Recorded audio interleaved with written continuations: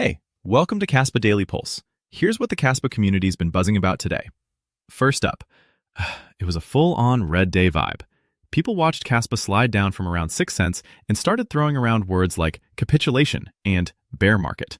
You've got one loud perma-bear calling future Kas value 0, talking about flushes down toward 1 cent and even below, while others are calmly parking dry powder, waiting to buy hard around 3 cents and sub 4 cent levels. A lot of the blame is going to Bitcoin volatility, Jerome Powell, Japan's rate moves, wars, tariffs, basically macro chaos.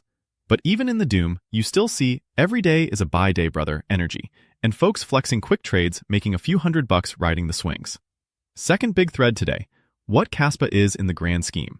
People really don't want the digital silver label. They see that as mid and want to leave it to Litecoin. The chat keeps circling back to Kaspa as digital money and a future settlement layer. Energy settlement, finance settlement, everything eventually clearing on KAS, while Bitcoin sits as digital capital. Some are talking about a third-gen crypto wave where Kaspa can genuinely challenge Bitcoin on real-world usage and maybe even become a better store of value over time as demand for block space ramps. The mood there is, we are so incredibly early, it's surreal. Third highlight, tech and dev talk stayed nerdy in the best way. People praised the emission cycle as so smart, even while ASIC difficulty climbs. There was a whole mini-class on GhostDAG, DAGKnight, and the parameter K, how lower K speeds confirmations and how it ties to block rate and latency. Meanwhile, a project called Cryptics got roasted for basically copy-pasting the Kaspa Rust node and slapping a fast chain marketing label on it, with folks calling the paper weak and the tech derivative. Underneath the memes, the takeaway is clear. Dev activity is popping, new Git contributors are showing up, and every metric is up, except price. Fourth, security and infrastructure.